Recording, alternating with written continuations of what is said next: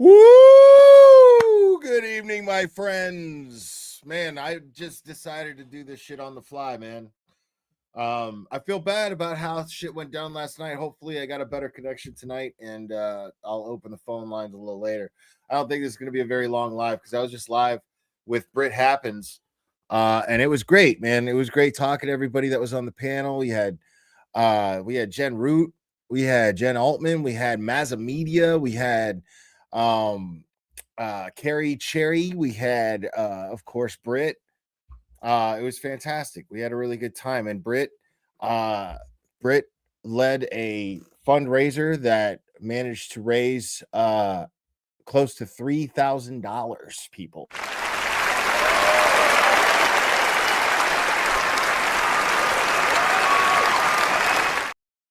$3,000 in 3 hours, folks. That is amazing. 2,700, over 2,700, folks. Amazing. So I figured, you know what I mean? Like, I figured that since I was all set up, I was like, fuck it, I'll just go live and then see if I can like make up for the bomb of a call-in show that we had last night, unfortunately. So, but there is a Court TV clip or episode that I want to go over. Oh my god. Oh, here we go. I think we got a super dad. Super dad. I think we got a super dad. Super dad. Super dad. Super dad. Dad, dad, dad, dad, dad, dad. I think we got a super dad. How dare you? Joe Flip ahead. It's my boy right there. Haven't been able to catch a live in a while. What's up, Will? What's up, chat? Free Karen Reed. Hell yeah. Absolutely. Sleuthy hasn't been here in a minute, man. It's good to see you, Sleuthy. I saw you on a live earlier. But I didn't get to watch the whole thing. I had just missed it. Yeah, it's great to see everybody, man. So yeah, man. It occurred to me that I hadn't bothered to do the simplest thing. And it occurred to me that I had failed to do the simplest thing, people, which I'd been messing with AI, right? I'd been messing with AI this whole time, making thumbnails and little pictures and stuff like that. What's up, baby boy? I know, buddy. We're gonna be here for a minute, so you better get comfortable. So, and somebody gave me the idea because somebody, I think it was Kevin Keene, from Hard Rock Life podcast, said that he asked about the shoe through Grok. Now, people, I don't know if you've heard this or not, but it's a different fucking shoe. Okay, I don't know if you guys know this, but it's a different fucking shoe. All right. Now, let me show you guys real quick here. All right. I was like, let me just ask AI, dude. How did I not think to ask AI if it's a different shoe? Sure enough, the first time I did, I went to Chat GPT, right? And I simply I uploaded a picture and I said, what color is the sole of this shoe? Simple question, right? Chat GPT says the sole of the shoe in the image appears to be black, despite the shoe being partially covered in white substance, likely snow or some powder. The exposed areas of the sole clearly show a dark, likely black color. That is a black sole, people. That is not a shadow. All right. Now, let's go to my next. I decided to get a little more thorough the next time around, right? So the next time around, I went ahead and I uploaded the picture of the two compared, the picture of the two shoes. And I asked a very simple question. I ask AI a very simple question. Are these two shoes the same? And then it responds. It says, based on the image comparison, left shoe in snow. The sole is dark, likely black, and the upper appears to be most likely dark with light patches, possibly from snow or design. The right shoe in court. It even knows that it's in court. It even knows it's in court. The sole is clearly light colored, possibly white or light gray, and appears clean in uniform. Conclusion: these two shoes do not appear to be the same. The most notable difference is the sole color, people. Dark black versus light white, which is typically a fixed design element. This suggests that the shoe shown in the snow and the one presented in court are likely different. Would you like a labeled side-by-side analysis image for clarity? I should have said yes. I didn't even get that far. Holistic view of computing. Thank you so much. Appreciate you. I mean, now, again, that's just AI, dude. You know, but still, like, it's AI. Its job is to analyze the shit. You see what it does. This is the same program that I've been using. I am not muted. This is the same program that I've been using that analyzes pictures and makes these awesome caricatures of these people that we have been seeing in court. I mean, it's a different shoe, people. It's a different shoe. Okay. Now, I got to show this because this is just awesome. This was made by Oasis Cat, who's a mod for.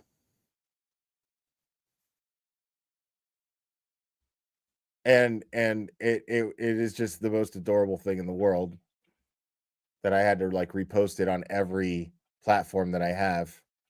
This thing is just too much. So you got right here, you got baby Bukkake, baby Bukkake holding up a shoe, the wrong shoe. You got baby Bev, and you got the baby court thing. Now pay close attention to the lyrics of the song, folks. Listen to the glare of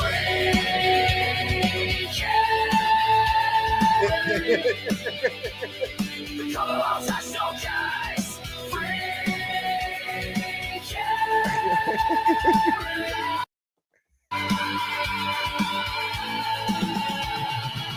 Listen to that is fucking fantastic. One more time.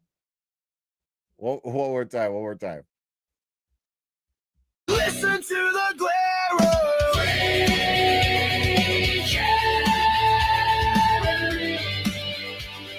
the color of that showcase.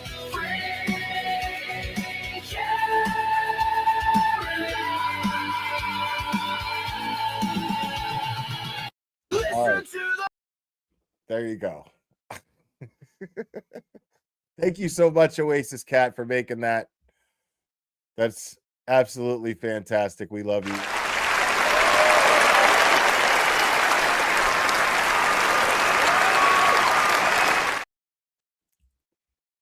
Absolutely fantastic. So we're gonna watch some Vinny, and then I'm gonna open the phone lines.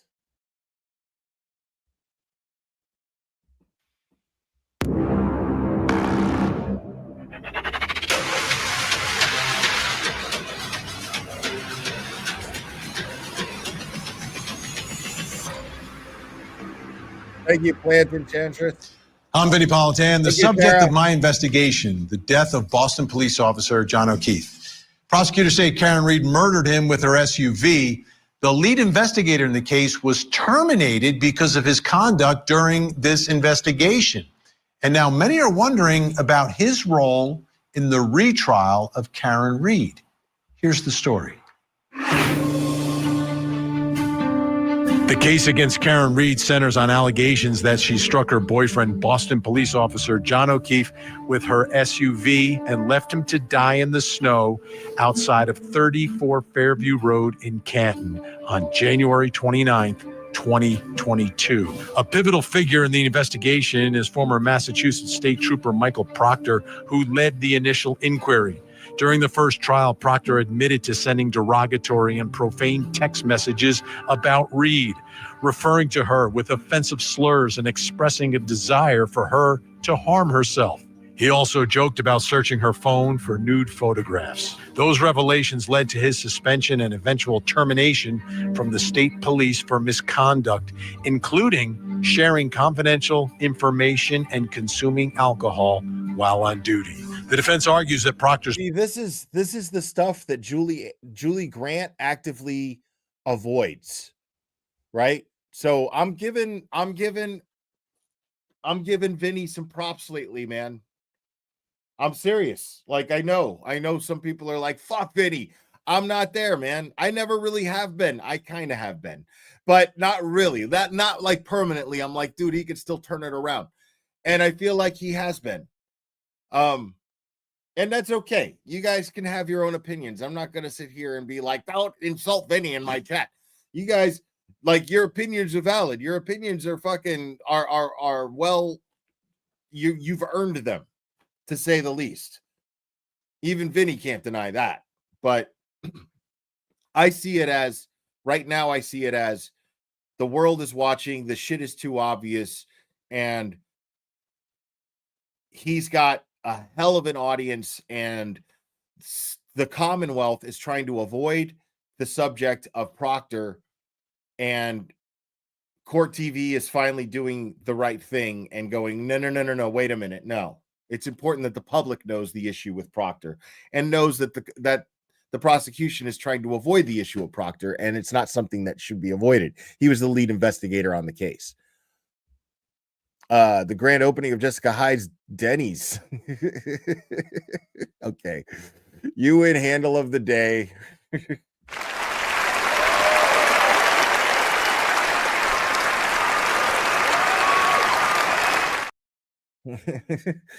To me, it seems obvious. It's a different shoe. Have you heard any valid scientific argument on the shadow theory? Thanks, Will. No, nothing scientific.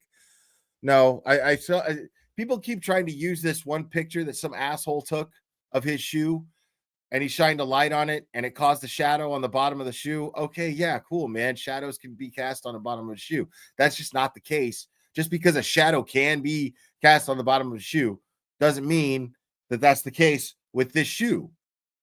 Idiot. It's stupid. Like, it's fucking stupid, because there's no snow on the fucking shoe where they're acting like they proved this shit. And it's like, man, it's like, I got eyes, bro. I got eyes. I can see the snow on the fucking shoe. Shadows don't work like that. Karen Griswold, thank you so much. Will, Brian Albert had a black Nikes with black soles on the waterfall. Look around 11:55:08 when Brian Albert was behind Brian Higgins. He put his shoe out on the street. Maybe. Yeah, I don't know. I keep hearing that. I haven't actually looked myself. Let's see what Sleuthy's saying here. My issue with the sneakers is that they're spotless. When I put them next to the exhibits from last trial of them at the lab, the ones at the trial clearly spotless and don't have blood on the bottom. Right. Yeah. I mean, this whole thing is just fucking crazy, dude. Proctor's bias compromised the integrity of the investigation, suggesting that O'Keefe was killed during a confrontation inside the house and that evidence was manipulated to frame Reed. They point to Proctor's unprofessional conduct and alleged connections to individuals present at the party as indicative of a broader cover-up. As the retrial unfolds, yeah, listen, like, real talk, I don't know what the defense is going to do about the shoe. Okay? I don't know if they'll address it. I don't know what's going to happen about the shoe. Okay?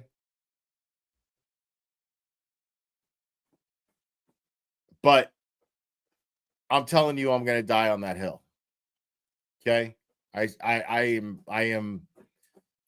am not in any way, shape, or form bending when it comes to the possibility that shoe sole is actually white with a black shadow and white snow covering the shadow. No, there's just no, I'm not doing that because that's just stupid.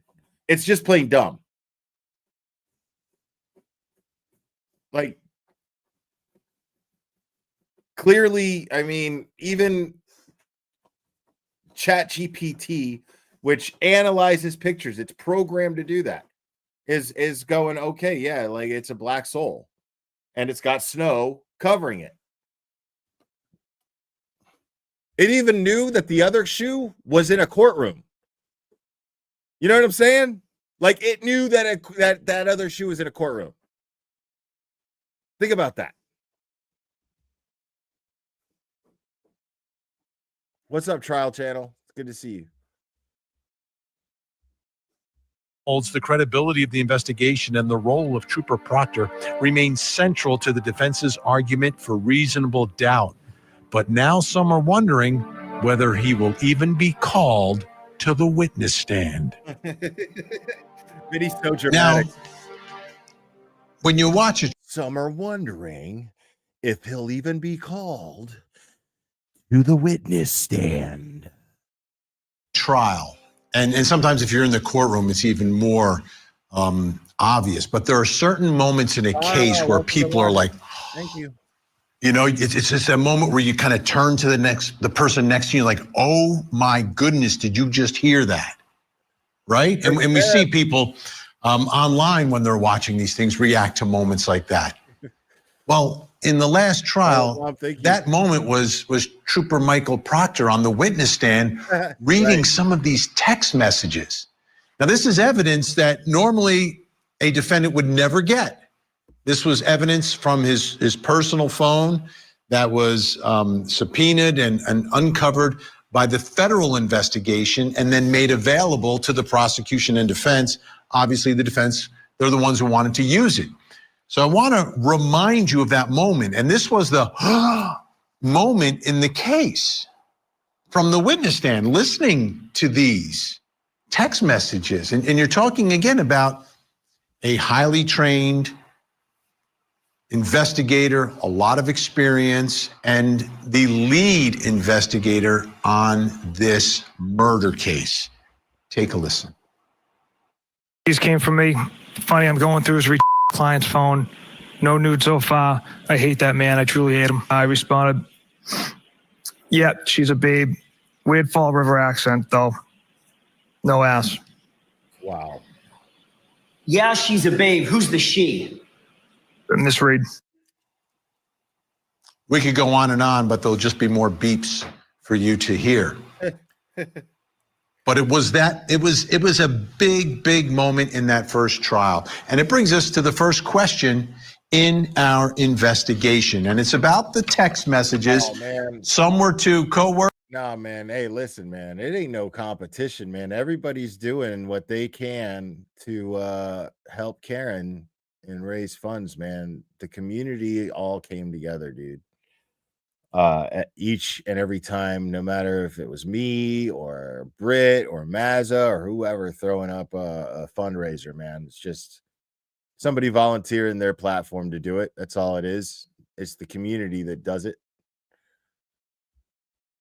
Co-workers, some were to friends. What did Trooper Proctor's text messages reveal? Right? There's a lot of ways to interpret that question.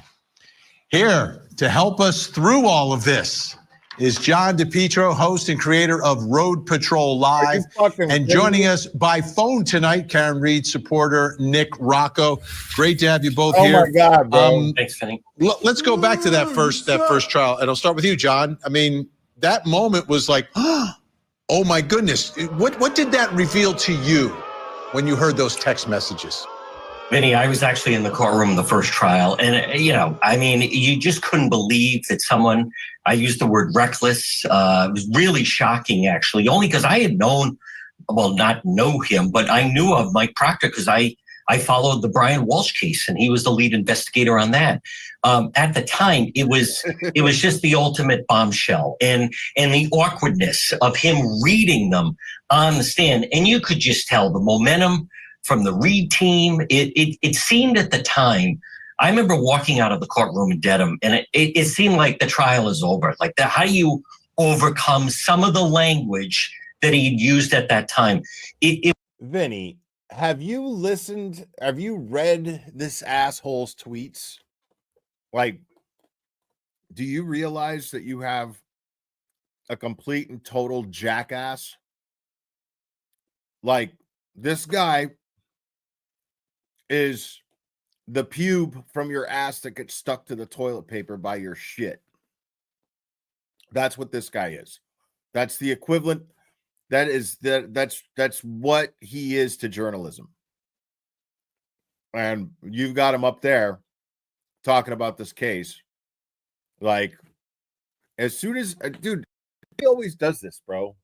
I love Vinny so much, man, but he always does this. And like every time, and I just get like immediately, I start to be like, oh man, Vinny, he's doing great, blah blah blah, and then he pulls some shit like getting John DePietro up there, and he.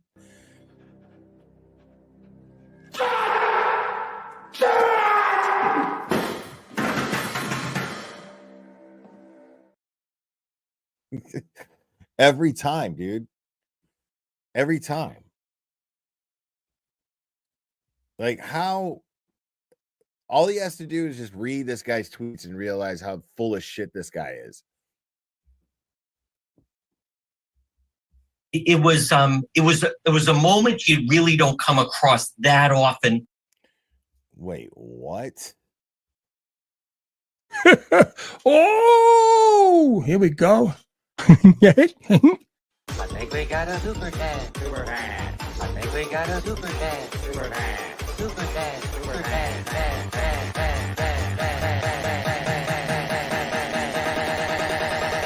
I think we got a super dad. How dare you? Holly Johnson, thank you so much. I have zero trust in the state regarding evidence. I expanded the picture, the pixel, and shadowing. It's my best belief. Soul is white. It is amazing how pixel can change color in a picture. I've seen it firsthand before. I say you're full of shit, and I don't care what you have to say. I got eyes. And Annie, you're lucky that it's Mother's Day. Okay. Happy Mother's Day to you, and happy Mother's Day to all the moms out there. But it's a different fucking shoe. Okay. Then of course, yes, Joe flip ahead. There's retarded, and then there's John DePietro, 100%.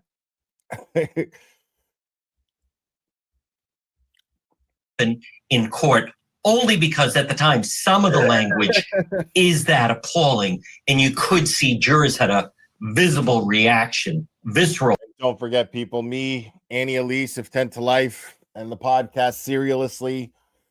We are coming to Boston, and we're bringing hell with us. But you're not going to know when. Visible reaction that, boy, you left that day feeling like this case is going south very, very, very quickly. Nick Rocco, what did those text messages from Trooper Proctor reveal to you? Well, I believe it showed his true colors as to how he thought about Karen Reed early on in this investigation, when he was, texting his friends about a few hours after, basically saying, Brian Albert's not going to catch any heat for this. She's the one that's going down. We're going to pin it on the girl. And then proceeded to talk about, her medical conditions, which he would only have known about those had someone told him about those, because Michael Proctor and Karen Reed did not have a relationship. And we heard on the stand Jennifer McCabe talk about the fact that her and Karen Reed had one thing in common, which was MS. So for Michael Proctor to know about her medical conditions would only tell you that someone told him that stuff.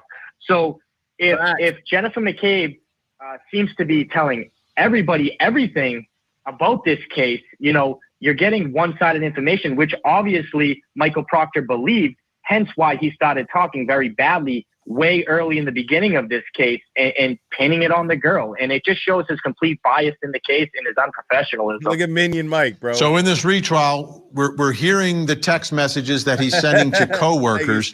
What we haven't heard, and I want to play it right now, is Trooper Proctor, some of those text messages Nick was talking about, sending to friends of his. Let's listen. Who's that from? A friend who lives in Tennessee. And what is it that you respond? My first response was nope. Homeowner is a Boston cop too. I responded with, she waffled him. I responded, she hit him with her car. Now remember, folks. Okay, John DePietro. Whatever you do, do not Google blue waffle. Okay? Whatever you do, don't do it. This is something a lot of people are troubled by, right? Because the first time I heard the story myself, I was like, oh, there's a police officer on another police officer's lawn. Okay, this could get ugly. But then there's no investigation of any of the officers. And early on, you have the lead investigator saying, it's not going to be a problem. He's a cop.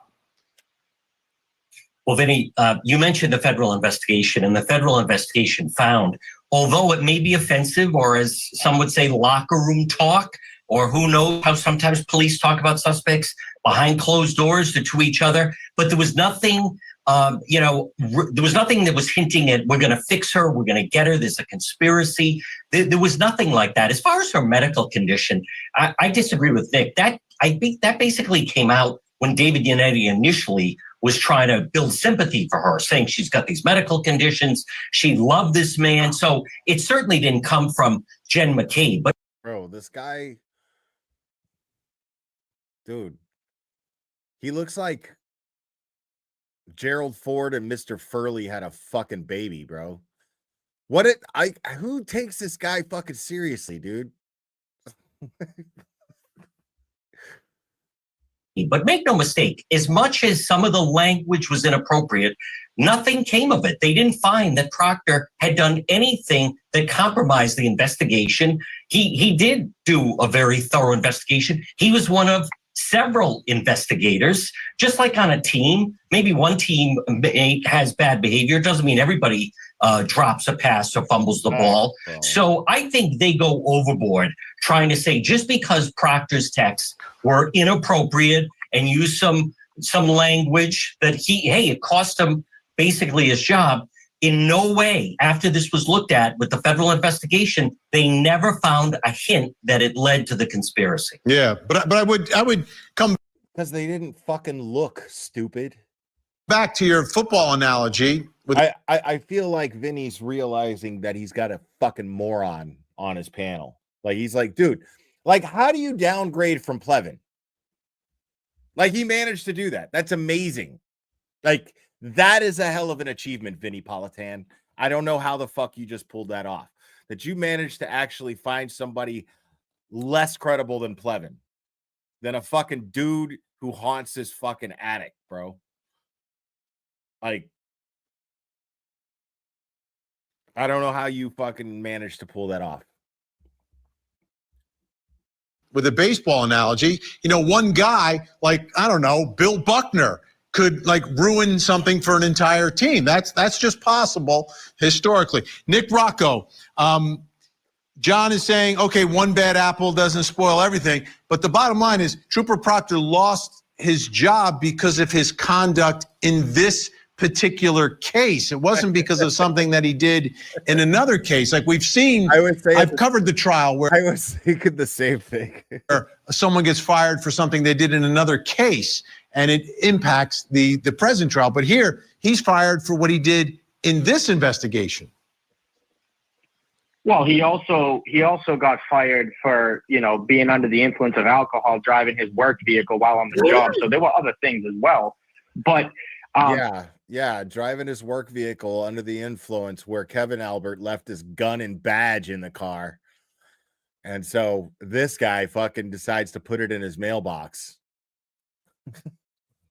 To the point of one bad apple, don't forget, there were other law enforcement officers like Yuri Buchanan and DeChico on those text messages who did nothing about this, So that then makes them a bad apple because they're not stopping the behavior of Michael Proctor, who is, the Yuri Buchanan is his boss. He should have nipped out in the butt right there. Once any allegations of him having a connection to the Alberts was talked about, which obviously Michael Proctor didn't mention to anybody, he should have been taken off the case. He knew he had a friendship with them, and he knew he had a relationship with them. Hence why Julie Albert wanted to get him a gift for, the day that Karen Reed was indicted. They wanted to get him a gift, and he said, no, give it to my wife.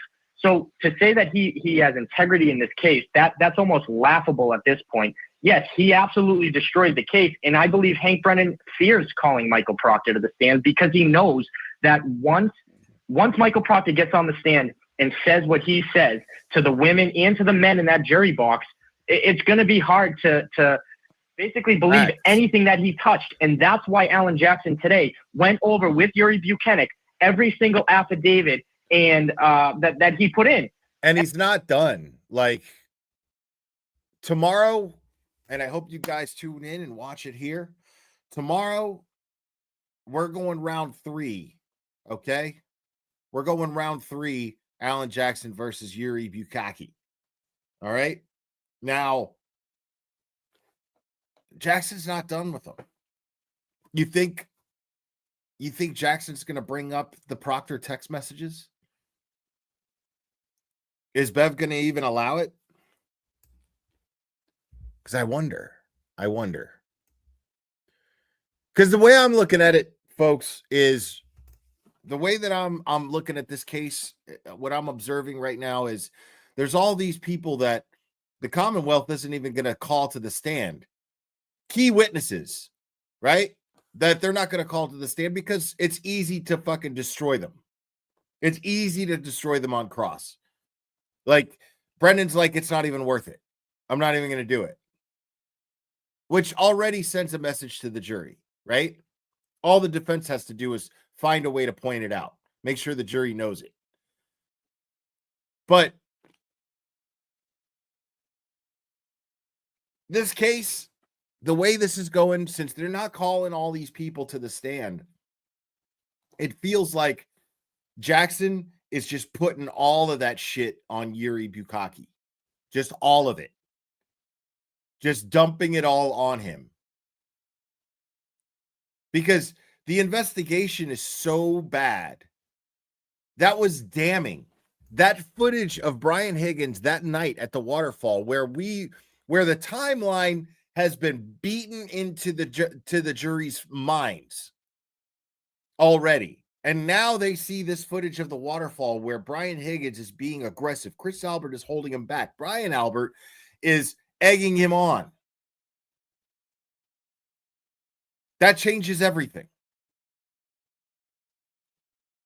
That changes everything.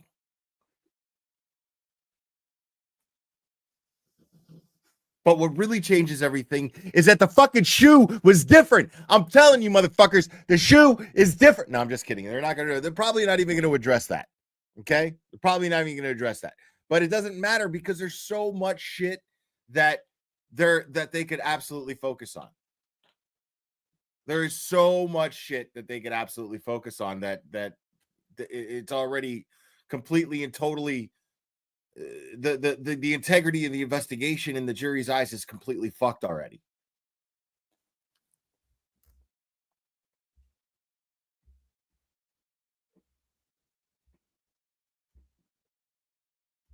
Everything had Michael Proctor's name on it. So for him to sit there and say, "Oh, he wasn't the lead investigator, or he's not a big part of this case," that's a flat out lie. We know for a fact he lied in a couple affidavits about the time that he seized Karen Reed's vehicle. You don't need to lie about that stuff if you have the truth on your side. The vehicle was towed at 4:17, and he put in his affidavit many times. I think it was either 5:18 or 5:30. Those are not Scrivener errors. Those are intentional. There's a reason why he did what he did. John, do you think prosecutors don't want to put this man on the stand in court? It just seems that way.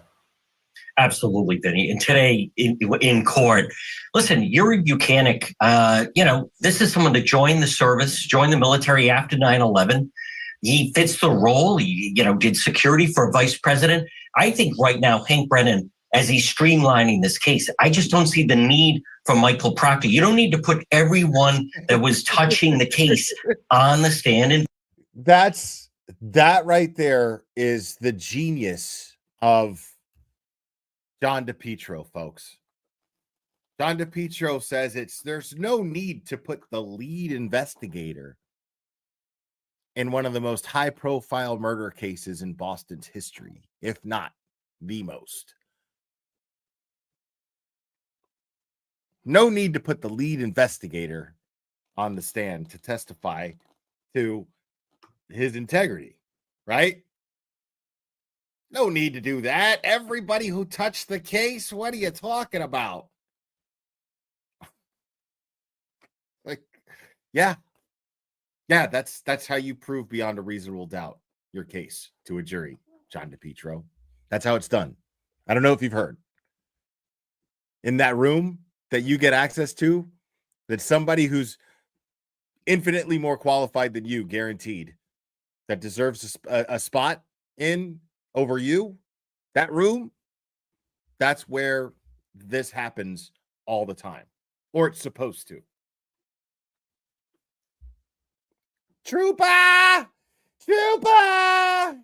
and involved with it. And they did make headway today, and it was a big day. I know why the defense wants Proctor, because he's a huge distraction and everything that Nick just mentioned. But the fact, how is he a huge distraction when Proctor's name is on all of that shit? That's why Alan Jackson went over it. All of the lack of consistency in the chain of custody for all of this evidence that took 3 days to go over in cross-examination, all of that shit has Michael Proctor's name on it. He's not irrelevant. It's shady as fuck that the prosecution isn't going to call him to the stand, considering that he led the investigation. You fucking dolt. fact of the matter is, it's not as if he was then arrested because what the federal investigation found. It's not as if they then uncovered that he was planting evidence or anything like that. So locker room talk, yes, cost him his job. But as far as see, again, he doesn't know what the fuck he's talking about. And Vinny's looking at him because Vinny knows enough about the law. It's safe to say that he's looking at John DePietro like he doesn't know what the fuck he's talking about, simply because the burden of proof is on the prosecution. It's just that simple fact, that simple piece of knowledge about the law that overpowers everything here. The burden of proof is on the prosecution. The defense does not need to prove that evidence was planted. All the defense has to do is prove that it could have been planted due to a lack of chain of custody, which they are doing. So everything that DePietro is saying right now means nothing. Absolute dick. It means dick. Because there's no chain of custody. That's what chain of custody, that's why the term exists. Because it's necessary to prove a case beyond a reasonable doubt.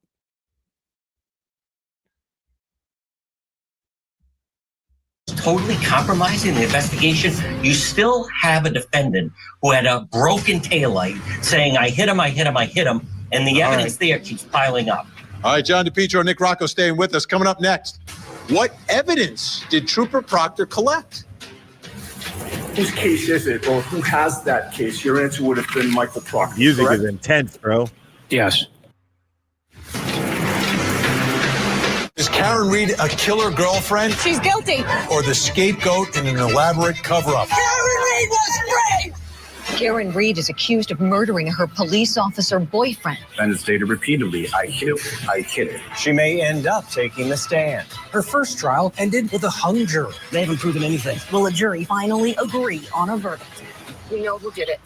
The Karen Reed murder retrial. Live coverage weekday mornings, 8, 7 Central on Court TV. Do you believe that I can't stand this dude's fucking face, dude. Michael Proctor, his involvement in this case, taints the investigation? Tainted the investigation? No. Not at all. The investigation was done with honor, integrity, and all the evidence pointed in one direction only. Honor and integrity by Michael Proctor. I can't believe that he had Interesting not moment, actually- cross-examination of Sergeant Say Buchanan. Talking about Trooper Proctor, and there's a lot of talk about him.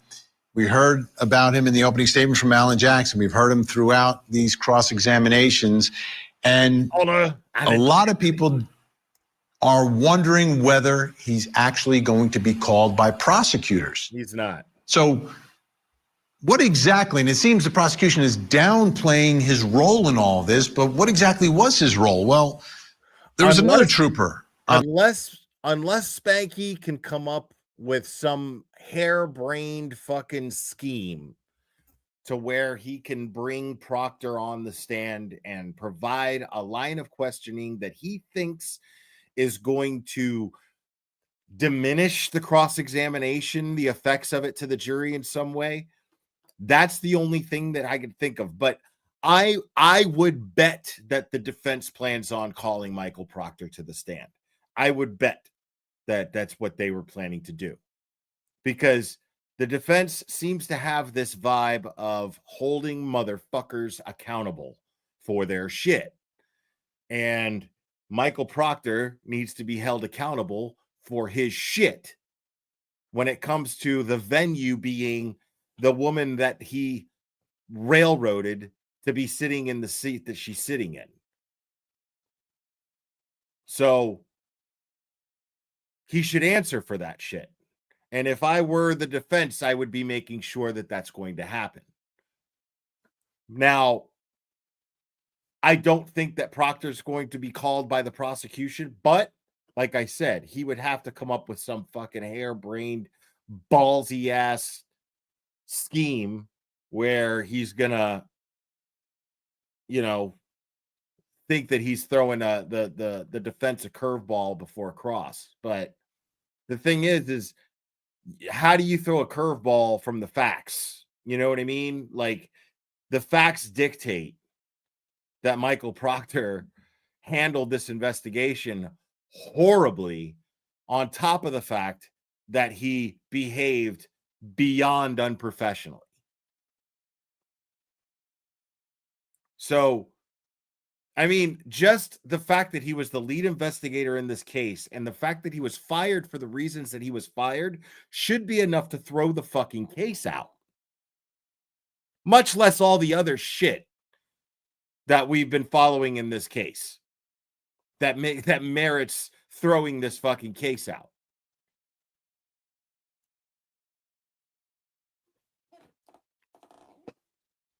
I mean, this is wild, dude. On the stand, Trooper Connor Keith, who testified about Michael Proctor's role. Take a listen. Whose case is it, or who has that case? Your answer would have been Michael Proctor, correct? Yes. Michael Proctor wrote the report, correct?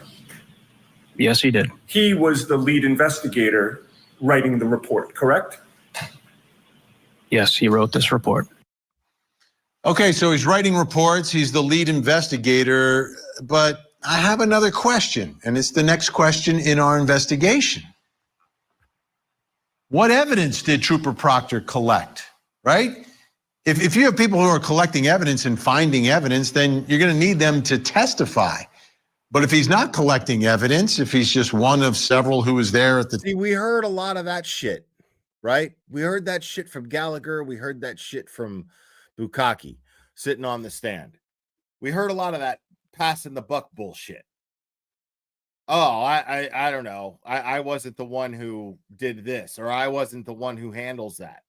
Well, you're the supervisor, right? Well, yeah, but I didn't, a lot of that shit went on during testimony. So to me, it's fascinating. it's fascinating because that alone is reasonable doubt. That in and of itself is reasonable doubt. So why is it always boils down to the question is, why are we here? The prosecution simply doesn't have a case. Hank Brennan does not have a case. And Bev allowing this to go on is shocking to me. But here's the thing, is if Bev put a stop to this tomorrow, I would be like, oh my God, thank God. But I would be shocked if she did. Whereas we should be shocked that she hasn't put a stop to this already. Sarah B. Creative, thank you so much. Member for 3 months. For all the Riri in the house. Thank you so much.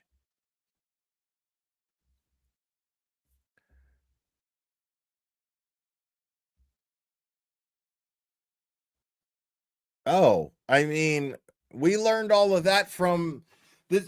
This is why Turtle Boy is as valuable as he is. Think of all the answers that Turtle Boy got us. Think about it. I'm sorry, but it's the fucking truth. Like, Ronnie reached out to Turtle Boy first.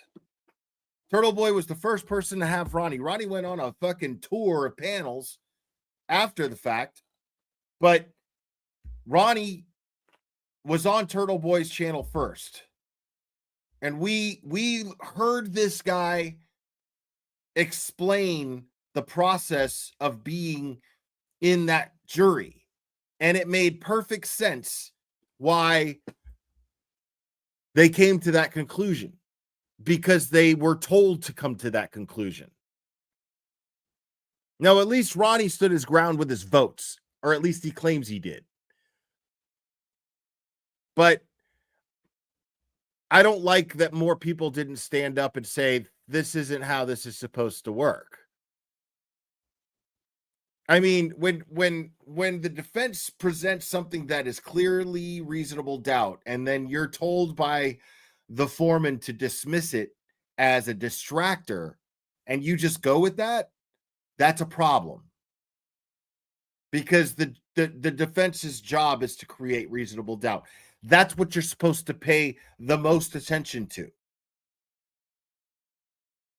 You pay attention to the evidence that the prosecution is presenting, and then you see if the defense has a valid argument to poke holes in it.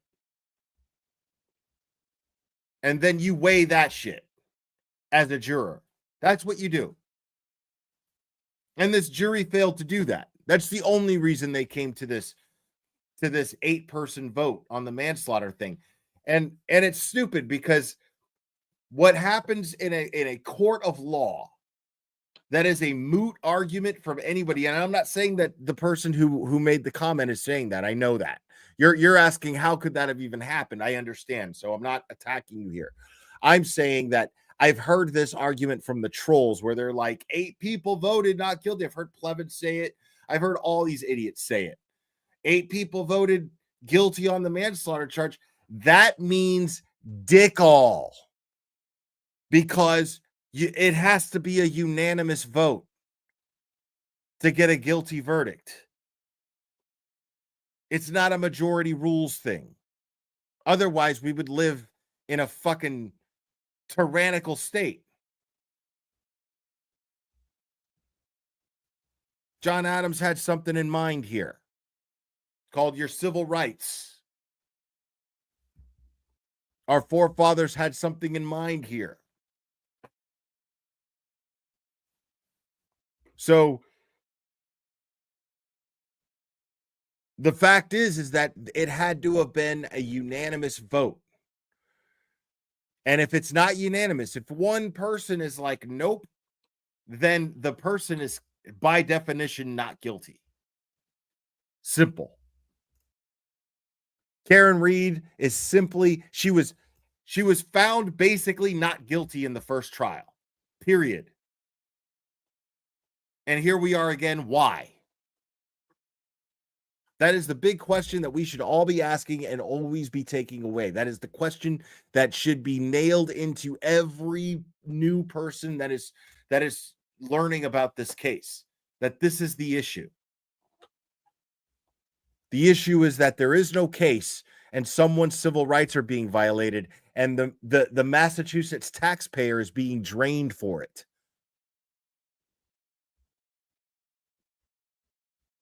At the time, then maybe he doesn't have to testify about that. And with all the problems he has, do they want him to testify? Let's bring in our guests who are going to help us answer these questions. Massachusetts attorney, criminal defense attorney Joseph Krowski Jr. You've seen him on our air win trials. You know, a lot of defense attorneys don't win. Bro, I've had enough of them. I wanted to get a video to this, but it never happened.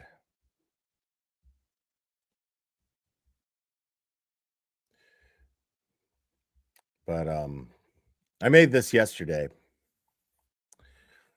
I figure before I open the phone lines, I'll share this with you guys.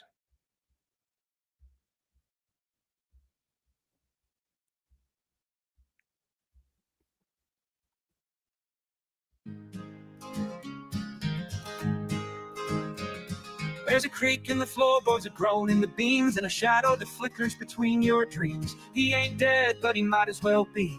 Levin's in the attic and he's haunting for free. He said, I've got cancer with a trembling lip, but the timeline was sketchy, the details didn't fit. No chemo, no meds, just fake clouds and snacks, posting GoFundMes while lying on his back. Oh, Levin, you spectral disgrace. Still living at home in your mother's place. No tumors were fake, but the guilt is real. You're the ghost of a grief that refused to heal. He wears an old bathrobe, tattered and torn. Been 39 since the day he was born. Whispers at night through the attic fence. Spends his days dodging job requirements. I need donations, he cries through the grave. I'm battling demons and terminal fate. But his Xbox light glows like a spectral eye. The only thing dying is his Wi-Fi. Oh, Levin, you attic-bound ghoul. Oh my Master of God. lies and parental fuel. You haunt with snacks and excuses, then your greatest tumor was the one within. If you hear a whimper or a can of Red Bull crack, check the rafters, he might be back. No funeral bells, no obituary page. Just Levin, forever middle-aged.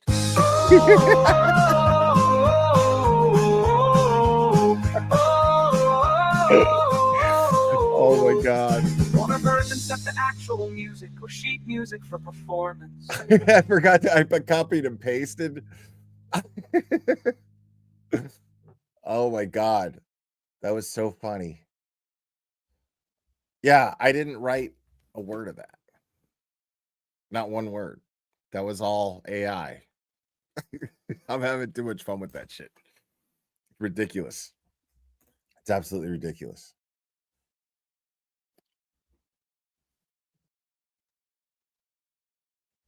All right, folks. Let's try this again. Let's try this again. Phone lines are open. Anybody wants to call in?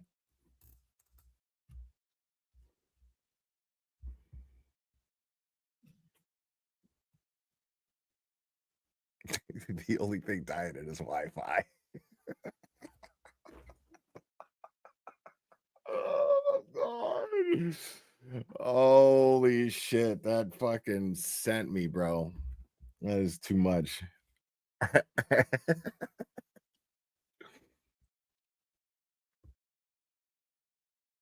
Yeah, like I couldn't find a program. I don't know why. For the life of me, I couldn't find a program that makes videos that I just wanted to like upload that song, be like, make a video to it. but I couldn't find one.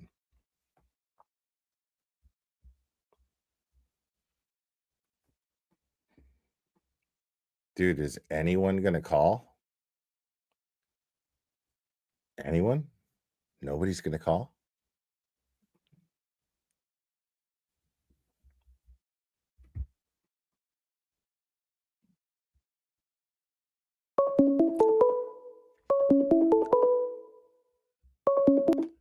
Call from. You're on. Who am I speaking with? Hey, Gloria, this is Michelet. Hey, Michelet.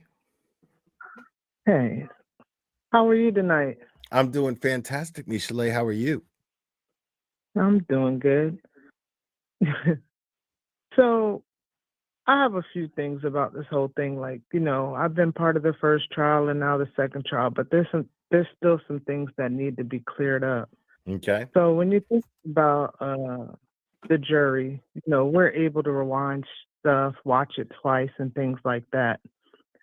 But in the mind of a jury who hasn't seen any evidence up to this point, like Brennan is doing a decent job where he's putting all the confusing information in the beginning where the juries don't really know what's going on and things like that. So he's trying to bury it from the beginning.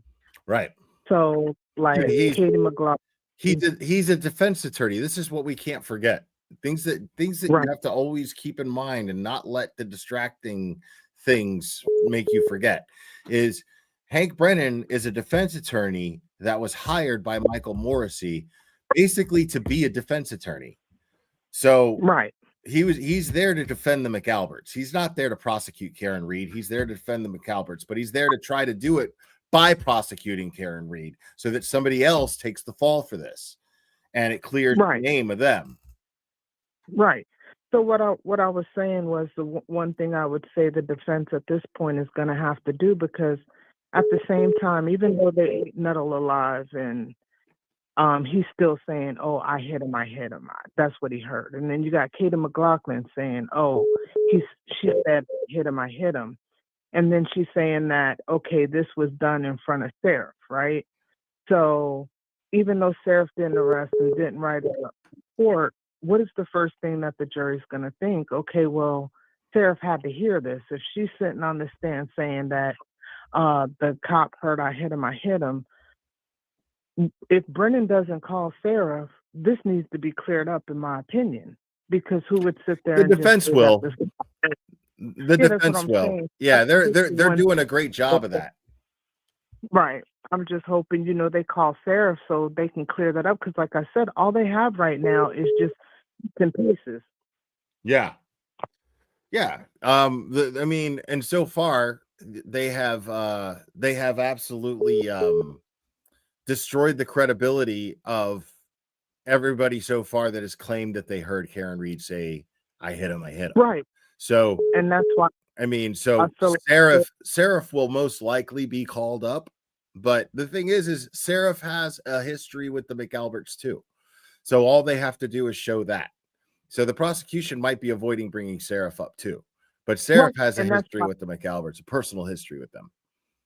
Absolutely. And that's why I was saying, like as far as Seraph goes, absolutely he has. But the defense, if the prosecution, and I don't think the prosecution is going to call him just because he doesn't fit their narrative. Because remember, he did state, hey, I didn't write it in the report. I didn't hear it. So I just feel like, with that situation, even though, he doesn't fit the prosecution's case and they don't call him, I feel like the defense needs to call him just to clear that up. Yeah, they probably because will. Yeah, one- they most likely will. Like I'm sure they're gonna call Proctor. Like I'm sure the defense is gonna call Proctor. Like one way or the other, Proctor is taking that stand. Right. So Seraph, I can't say for sure that I think the defense will call him up, but I don't see why they wouldn't. You know what I mean? Because you're making excellent points. You're absolutely right. I agree with everything you're saying. Right. And like I said, we're looking at it from a trial 1, trial 2, and not from just what, 18 people in a box who some might have heard bits and pieces, some might know it, but there's some who aren't. And a lot of people believe in law enforcement, regardless of what this case looks like. A lot of people believe in the things. And so if this lady is sitting here stating this, I just think this is something the defense just needs to absolutely drill. Okay, this is the one cop who heard it, who supposedly went and got Lank to listen to it, or whatever the case may be. They didn't arrest Karen Reed. He didn't write a report. He didn't put it in his report, but make sure you put him on the stand, if nothing else, to clear up that fact that he did not hear that. And I think that's one of the things that they also need to drill into. And this whole situation with this shoe, I don't understand it. And I'm a sneakerhead, and So you think it's a different shoe? I have 600 pair of sneakers. No lie. Okay. That is a bottom Nike. That is a black bottom Nike, right? Bottom Nike. And if you look at the pictures, it's 2 different sizes. It's that's definitely a whole different shoe. And then what I'm trying to figure out in the waterfall video, it looked like Brian Albert had on them same shoes. So look back at the Brian Higgins. Yeah, they're saying that Higgins had on the same shoes. Similar shoes. So I don't know. Yeah, I still have to look at that. I'm gonna end up looking at that. But yeah. But that's strange. That's definitely not the same shoes. And those shoes that are on the stand, for one, they're unlaced. For two, the reason why the shoe has 5 male contributors is not because they're from what's in the house. It's because that shoe was at the store and been tried on by all them different people. That's a brand new pair of shoes. That's a good point. That's a good point. That's probably just stranger DNA from the shoe store. That's exactly what it is, because that's a new sneaker. Look at Yeah, you're blowing my mind, man. Yeah, that's what I feel about it. I love and they'll it. never get 5 male contributors because they were somebody who went in the shoe, tried the shoe on, and didn't purchase it. Damn. I didn't even fucking think of that. Yeah, that's a brand new pair of shoes. And somebody who gets knocked out of shoes, it's not going to untie. The shoe's not going to get untied. So and I feel like the only way you're actually going to get knocked out of your shoes is if you're if they're untied. You know what I'm saying? Like when I have Jordans, I have 2 pairs of Jordans, right? And I'm not a big shoe head, but I have 2 pairs of Jordans. One pair I tie, the other pair I tuck in the laces. You know what I'm saying? Just because it's how I like to wear those particular pairs of shoes. You know what I'm saying? But he's not that guy. You could look and tell. I feel like he tied those, and those are the kind of shoes you tie. You know what I'm saying?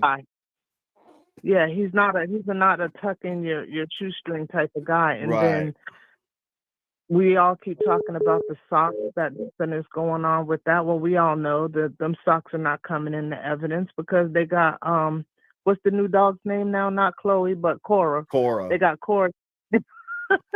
They got Cora's DNA on them socks. That's why they went in the trash. So, I test the inside of those shoes. If they did belong to Brian Albert, I guarantee you, that shoe went in evidence is not that one that's on the stand. And I'm so glad, even though Canoni tried to make it seem like, oh, this type of stuff happens all the time.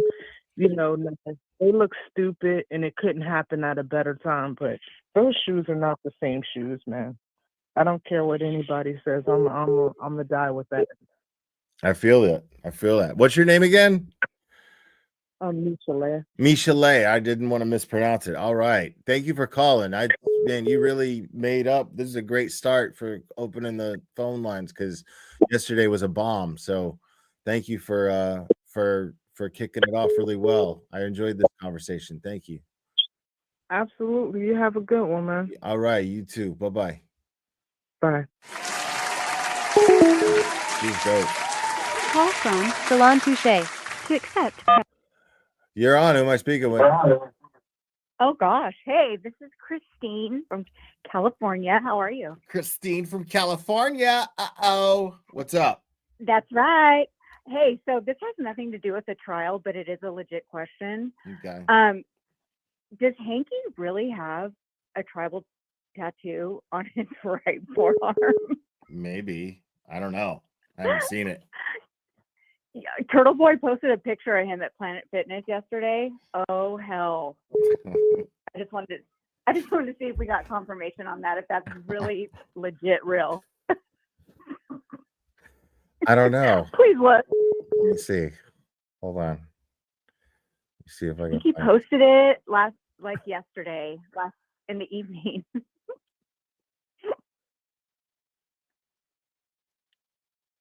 You're never going to be able to unsee the photo. Just warning. And I can't share it because I got oh yeah, you got there the- it oh, we is. got- Oh my god, hold on. What? Bro, yeah, it's like a tribal armband, dude. Okay, Oh so it's not a god. shadow. No, dude. It's a tribal armband, bro. But he's got his face covered up, so I don't even know if it's him. You know? But it's No. yeah, he's got a tribal armband, bro. Like I can't talk shit though. Like I have a big fucking tribal Batman insignia on the upper part of my back. Like it's massive. Covers Like a tramp stamp? No. On the upper part of my back. Like shoulder blade to shoulder blade. Yeah, it's massive. Like it's I was young. And I love Batman. You know, I don't regret it, but I kind of regret it only because like I didn't have any sense of creativity back then. I didn't really appreciate tattoos the way that I grew to later on. So, Well, but you're cool. And Spanky with a tribal. Like would that have been on your bingo card ever? I mean, yeah, yeah. It tracks that he has a tribal armband. It totally tracks. You know. Oh, okay. Yuck. Okay. I was so grossed out, but then I wasn't sure if it was really what I was looking at. Well, yeah, man, dude. Like, yeah, he's totally a tribal armband guy. He's more like a tramp stamp guy or like a one around the belly button guy. I don't know about all that. Like, that's who we imagine we want him to be, you know, in our dreams. Like, when you just imagine him being the lamest piece of shit in the world, you know. So, like, that's just where our mind goes. But seeing him like at Planet Fitness with a fucking tribal armband looks like some shit he did in college. Probably stupid, you know. But the guy's, I mean, he's a piece of shit, true, but he's also a fucking successful attorney. You know what I mean? Like, so I'm not sitting here thinking that this guy is, you know, I mean, yeah, do I think that he gets massages with happy endings? Yeah, I do. You know, like, let me have that. You know what I mean? Yeah, for sure. Right. For sure. Like, he's such a piece of shit. It's fair to have these assumptions about him. You know, like if he's willing to lie in a court of law and try to like consciously railroad an innocent woman, you know, like on a daily basis, you know what I mean? Like make it his whole thing, then it's fair to assume the worst of this guy, you know, like he totally gets jerked off by Asians. Yeah. Rub and tug. Yeah, he totally does. And he is not a part at all of the district attorney's office, right? Is he a private? No. Was he part in? Yeah, he's a defense attorney that he was hired as a special prosecutor by Michael Morrissey. Because there's nobody in the DA's office that would fucking take this case because there's no case. That's like right. This whole thing is shady. Yeah, this whole thing is shady. Like he hires Whitey Bulger's defense attorney to prosecute a case as a special prosecutor, an unwinnable case. Why? Because it's shady. You know what I mean? Like, yeah. I was listening to a great Microdots. I don't think it was recent, maybe a month or so, right before the trial.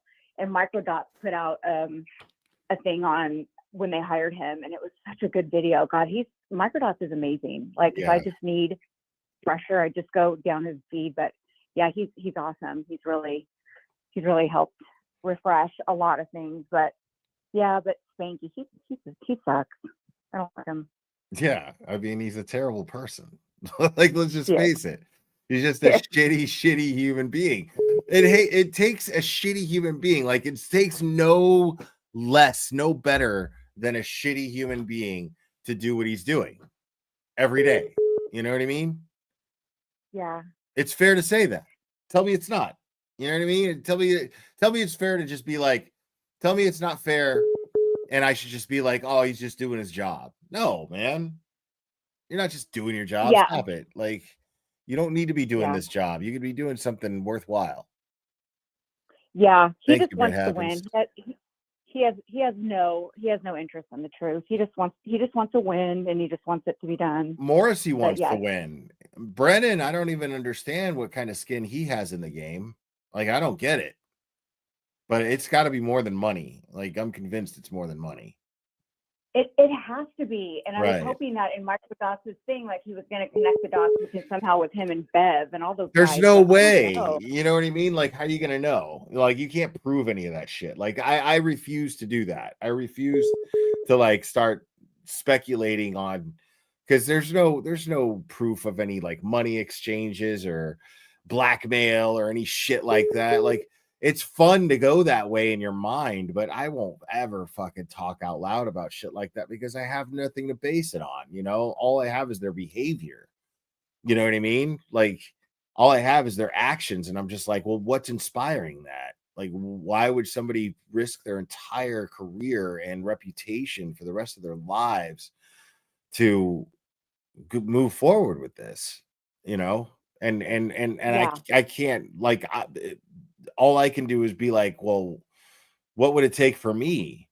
And even still, like, damn sure has to be more than money. There has to be something. Like, you'd have to be making me do that somehow. There has to be some way that Yeah. you turning screws on me to get to do that, you know? Yeah, that's what just trips me out. That and I mean, did they forget that they have an ethics clause? Like that they have Right. an oath of ethics. Where are your Because they're not ethics? even trying to hide it. Like, the world is watching now. Like, there's like millions of eyes on Hank Brennan right now. You know what I mean? Yeah. Like, he had to see this coming. He had to see this coming. Yeah. Like, and maybe he thinks it's a good thing. You know, I don't know. Maybe he thinks, you know, even bad publicity is good publicity. Any publicity is good publicity. Maybe that's the way he's thinking. I don't know. I think that's all it is. I think it is. I think he thinks it's probably going to boost him up a little bit. He's going to get some calls when this is done, regardless of how it goes. But I think so. There's just no way. It's just, the whole thing is just so disgusting. It is. Yeah. Gross. It's as gross as it- absolutely bizarre that it's even happening. Yeah. Well, I think Alan's killing it. I think those guys are really are doing it. It's different than the first trial, but I think I like it. I'm liking it. So tomorrow's gonna be great. Bukaki's still up there, and that's gonna be a continuing shit show. Yeah, man. And I watch it on your stream too, by the way, in the morning. Sometimes I have to just kind of turn it down a little. That's awesome. Because I'm over here in the West Coast, so it starts here at 6 a.m. So Yeah, and I don't blame nobody for watching it somewhere else. You know what I mean? But I'm just grateful for those who prefer to watch it with me. You know? Oh yeah, I just turn the volume down just until about 6:30 a.m. Then I can start cranking it up a little. Okay, Thank that's you. right. You're on the West Coast. All right, Christine. Thanks for calling. Appreciate it. Yeah. Thank you. Talk to you guys later. All right. Bye-bye. Call from Sean. You're on. Who am I speaking with?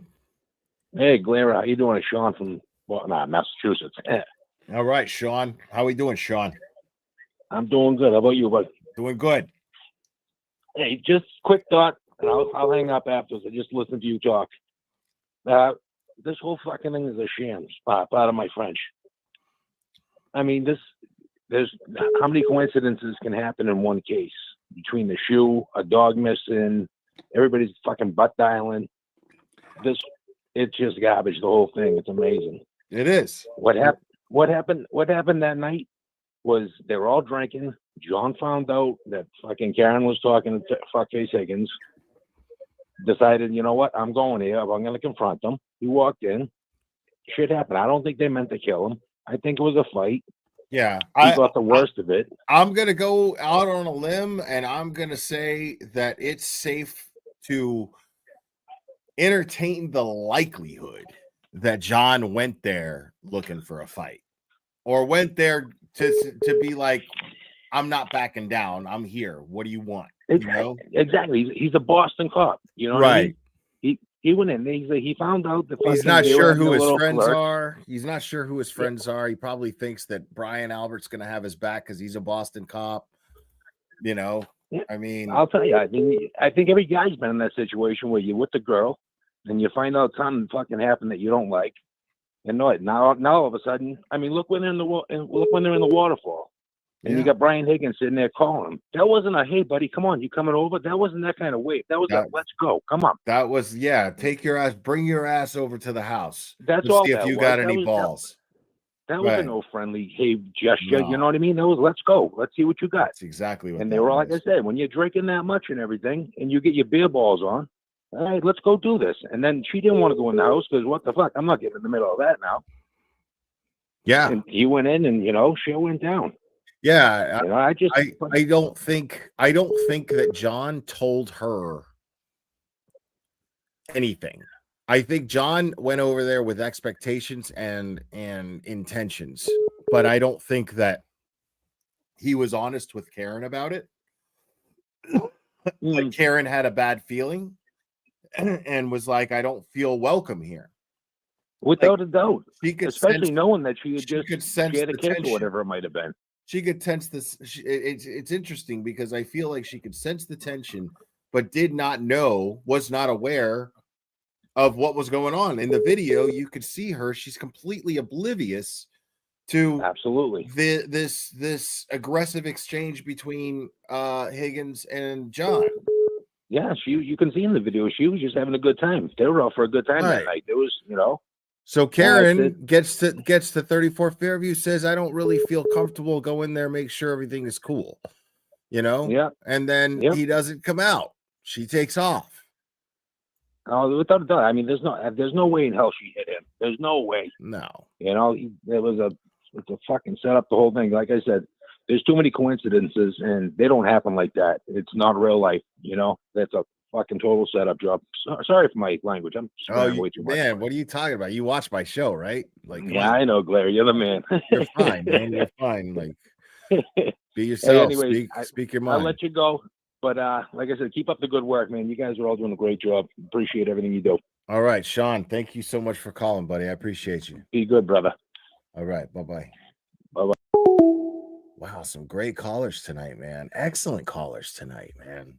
And yesterday's callers were fine. It wasn't them, it was my connection. I was just getting a really weak connection yesterday. I'm sorry about that. But I'm glad it's making up today. Call from Diane. Call from Random person. You're on. Who am I speaking with? I'm just a random person from Chicago. I don't want to say my name if that's okay. That's fine, random person from Chicago. Yeah. I kind of wanted to bring up a point that's related to why they might be motivated to be corrupt and act the way they are. Are you famous? Is that why you don't want to say your name? No. Are you wanted? I'm just a random person. Are you federally wanted? Are you on the FBI's most wanted list? Not that I know of. Are you afraid of spending time in a correctional facility? No. I don't know. I'm just shy. Okay, no. Go ahead, random person from Chicago. Let's go. So there was a similar corruption scheme with judges, police, and prosecutors in Chicago. Like the FBI did an investigation. It was called Operation Greylord, where they took bribes and stuff. And I think maybe great. Yeah. Not sorry. Go ahead. And I think that could have been a motivation, or money. It could be as simple as money, and that's why they're acting the way they are, or power too. I mean, yeah, I don't know. I don't know, and I can't even pretend because I don't really understand how politics work, and I know that a lot of this, if there's corruption, a lot of it has to do with politics. So I wouldn't even be able to be. I wouldn't be the one to put the pieces together. I'd be the one to wait for somebody else to put the pieces together, and then I understand those pieces once they're put together, and then talk about it. That's what I do. But Yeah, well, the Turtle Boys of the world put those pieces together. Oh yeah, that makes sense. I just like study political science and stuff, and like I'm interested in that, but I understand like your I perspective. love but, that yeah, you're that's all. interested in that. Like maybe you can put the pieces together, you know? Like, I mean, if you have an understanding of how those things work, man, like that would be amazing. Yeah, maybe, but yeah, that's all I really have to say, and I hope you have a good night. All right. Well, thanks for calling. I appreciate it, random person from Chicago. All right, thank you. You too. Bye. Bye-bye. Call from The Turtle Boys. Mary. You're on. Who am I speaking with? Yeah, maybe, but yeah, that's all I. Hello. Mary from Boston. Mary from Boston. How are you, Mary from Boston? I'm good. How are you? I'm doing fantastic. You got to turn me down in the background there. Oh, all right. Hold on. So I have a question. Obviously, Karen is completely innocent, and we all think that. So I want to know, what are you, Will, going to do next after this? Once we all figure out Karen's innocent, and what's Karen going to do? Well, where are we going from here? We've all figured out that Karen's innocent already, but yeah, I mean, after she's exonerated, you mean? What am I going to do after that? I'm going to keep fighting for Turtle Boy. I'm going to keep fighting for Sandra Birchmore. I'm going to keep doing whatever I do, man. Like, I've been doing this for 5 years, and now I'm on this case, and then there'll be something else that I become passionate about. I'll sink my teeth into. Yeah, but what do you actually think that Karen's going to do? Do you think that Karen's going to go forward with prosecuting the Alberts and the McCabe's? And I think that she would if she can. Sure. I mean, I would, you know. I mean, I wouldn't blame her for 1 second if she decided, hey, I just want to live a peaceful life and just forget about it, put it all behind me. I wouldn't blame her for 1 second. But if I'm her, and the impression that I get from her and her family, people better lawyer up. Because right, exactly. Yeah, exactly. Because I mean, yeah, so they've taken 3 I'm years from of like their the general lives. area. I'm not like the general area, Canton, Stoughton area. I know a lot of the people involved. I'm pro Karen Reed. I know a lot of the people involved, and I am pro Karen. I don't know Karen. And following this case, what's that? No, go ahead. I was saying hi to Mizzy in the chat. Oh, yeah. So I know you're referring to it with Mizzy, and the Sandra Birchmore case, which is totally another fucked up case. But I've followed all of this for years, from the same area. I am completely pro Karen Reed. I don't know Karen, but I do know a lot of the parties involved in the case. And I am obviously completely disgusted with what is going on with all of it. And I know that Karen's completely innocent. And part of me just looks forward to seeing what's going to happen next. I mean, I think we're already past what's gone on here, because she's obviously innocent, and the amount of money that we've wasted, and the amount of time and people's lives, and her family, and just all of our lives in general. So that's why I say, what's next? What's next for you? What's next for Turtle Boy? What's next for Karen? You know, I think let's start looking forward to that, you know? Well, I mean, you gotta take one step at a time. We still have Karen Reeds to free, you know, still got Turtle Boys to free. So, we got to 100 focus on that, and then we'll think about what happens afterwards, Right on, right on. Well, that's just kind of where I'm going in my mind, because she's free. She should be free. Right. Yeah. Agreed. So the whole thing is complete blasphemy. Agreed. Yeah. Yeah, it's crazy. Bad. Real bad. Yeah. Well, thanks for calling, Mary. Anyway. I appreciate you. Thanks for having us, and you're doing a great job. Well, Thanks, honestly, Mary.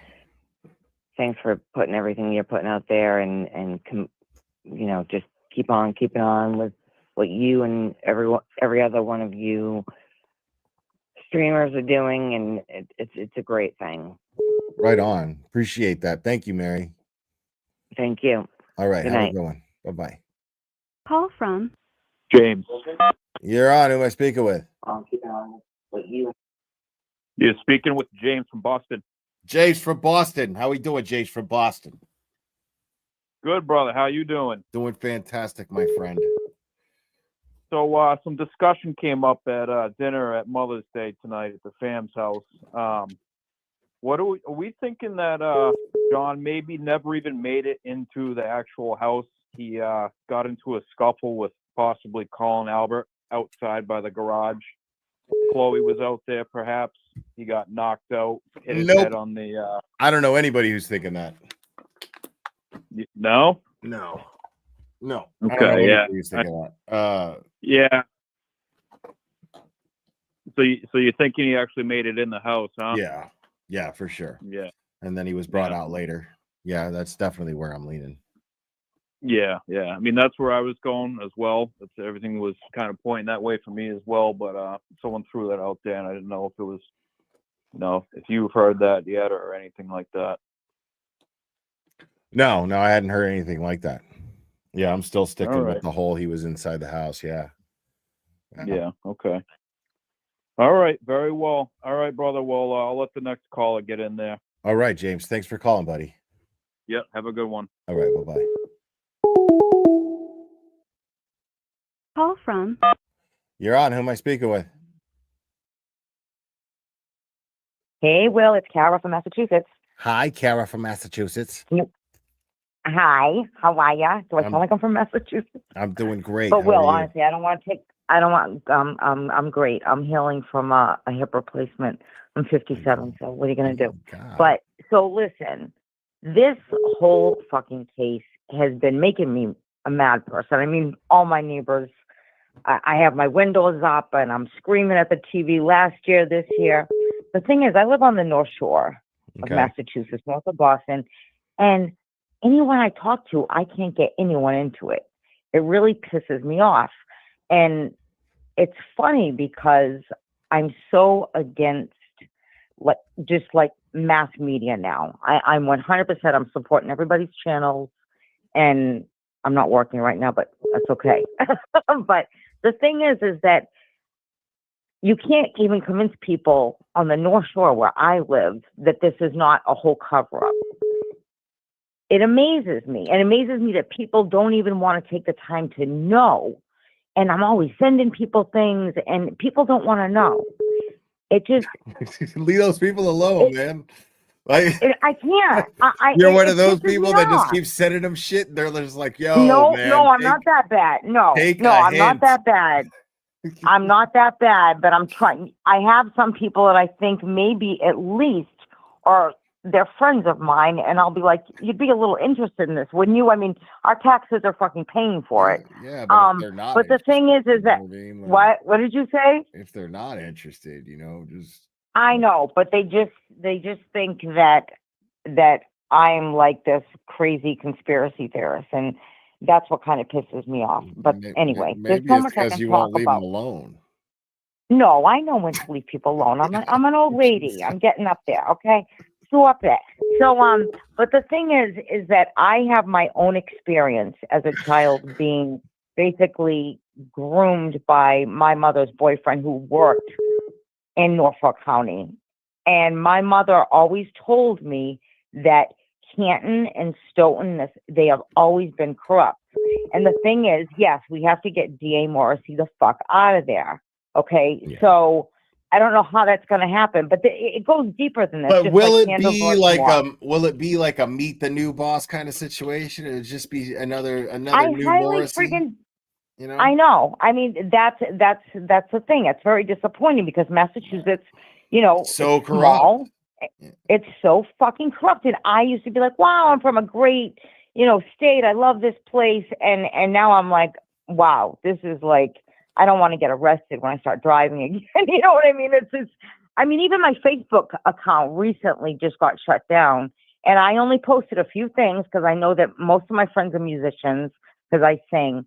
And most of my friends are musicians and I'm going, they're not into it, But now I can't even get on my own damn fake book account.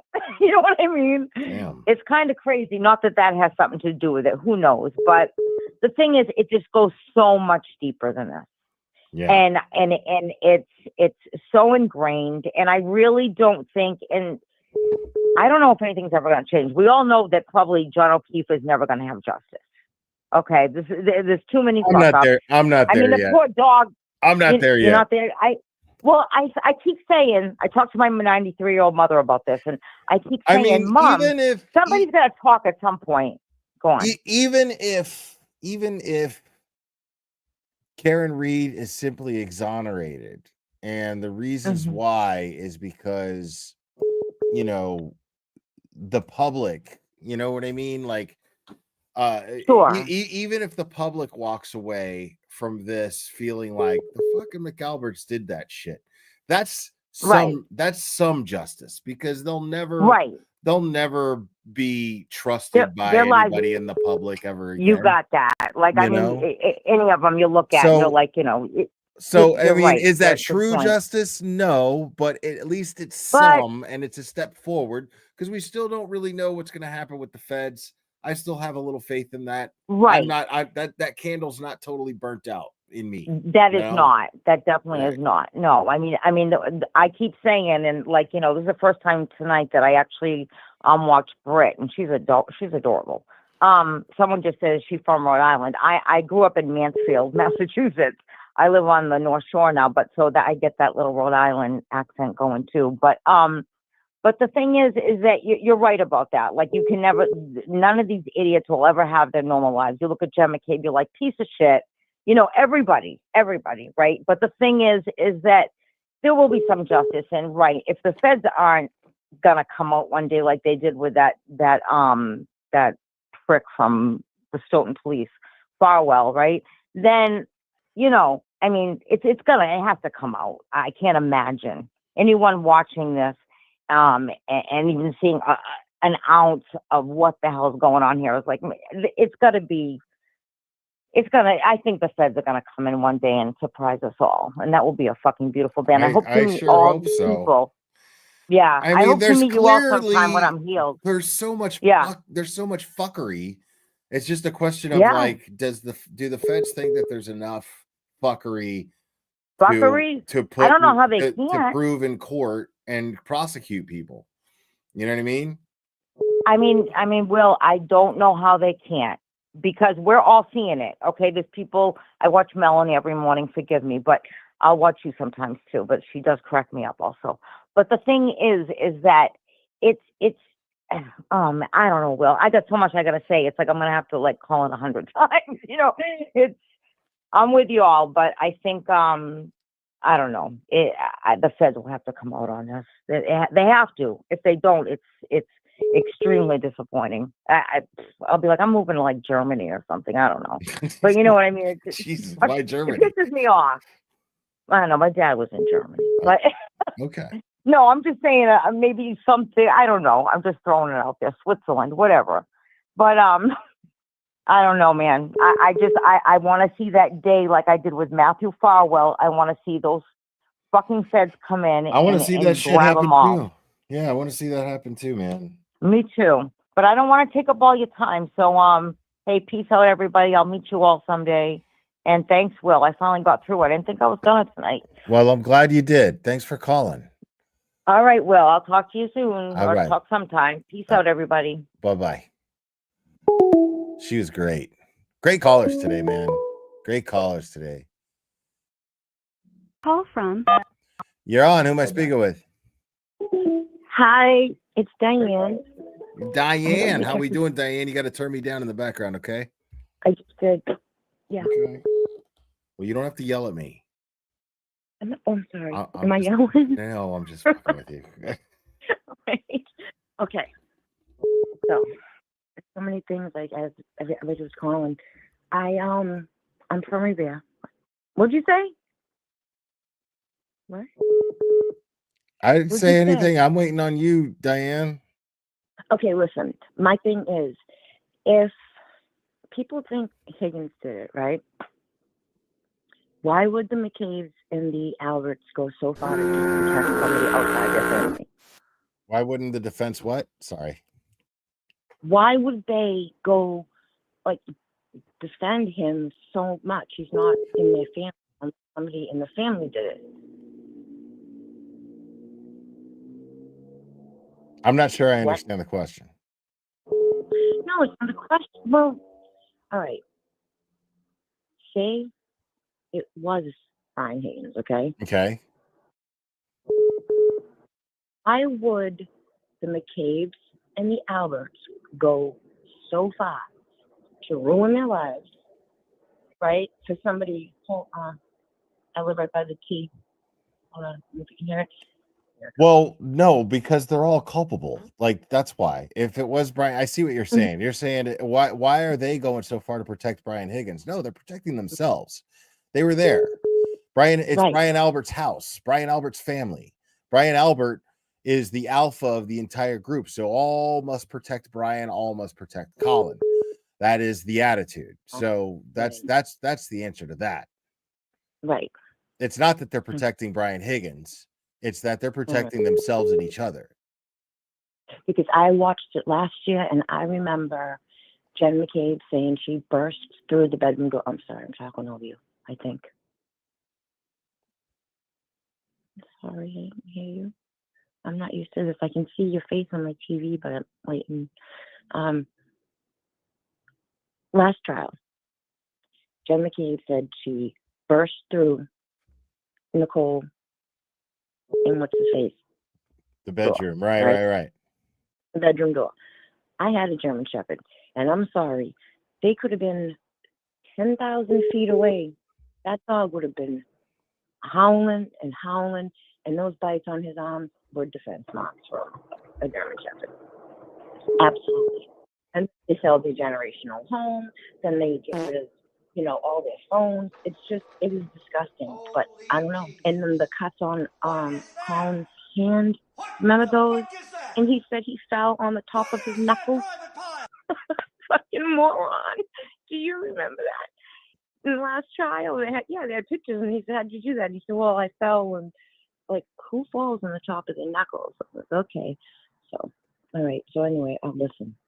I smoked a little some. There were so many things I wanted to talk to you about. The shoes, come on, ridiculous. The DNA, there's no evidence. None. And it's just like, I can't believe they're doing this to this poor girl. Like, but they didn't expect her to fight back. And that's what I love about it. I think it's cool. They sure didn't. Nope. So, but yeah, all right. So you think it's, okay. Do you think they're going to call Julie Albert back and Chris Albert? Or no? Probably not. No. Because if the defense calls Proctor, right?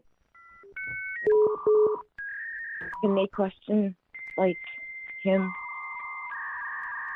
and like any way about the text and about what he said in them and stuff? Can the defense call him? Yeah, they can. Do you think they're going to? I don't know. Are they going to call Proctor? Yeah, they're going to call Proctor for sure. Yeah. Okay. But they're not going to call the other ones, right? They're not going to call Higgins, or I was reading something on They're that. probably not going to call Higgins. Wow. Come on. Really? We're gonna. I've watched Alan Jackson's opening statement about 6 times already. 6 times. Loved it. 6 times, yeah. Wow. His opening. Yep. Because it's right there. If I was in the jury, I like, you know. Right. Yeah. And I'm sorry that I was a juror. I'm too curious about stuff. How do they? Like, do you really think they come back like after the weekend and really not read about this case? Like, Probably. did you think, like, that's what they're supposed to do, is not read about the case. I know, but rules are meant to be broken, and I'm sorry, it's everywhere. It's What? I said rules are meant to be broken. That's what I thought you said. Some. Okay. Yeah, I did.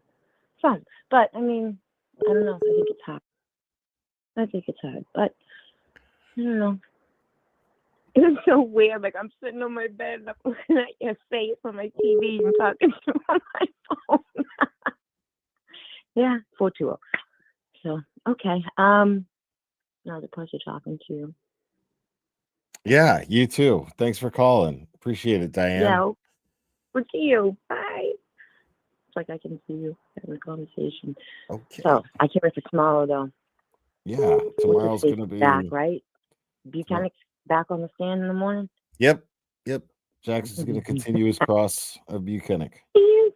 What is wrong with that boy? Oh my God, he is almost like, he sounds dumb as a stump. What is wrong with them? I don't know, man. I don't know. All right, honey, have a good night. And I'm so glad I got to talk to you. This is cool, first time. Right on, Diane. Thanks for calling. Appreciate it. No problem. When you coming back to Boston? Soon. Oh. Beautiful in the summer. Okay. All right, Diane. Have a good one. You too. Bye.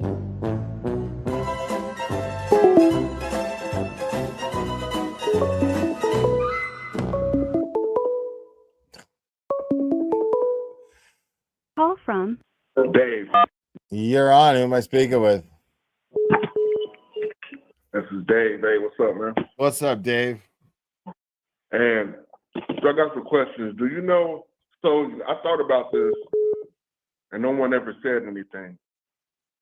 So did they ask for any video from like between 12:20 to 1 o'clock from anybody on that street that she went down? No. Right. No, they Nobody. didn't. Right. Nobody. They didn't even ask for it. Like, I thought they asked for it and they got some lame excuse. No.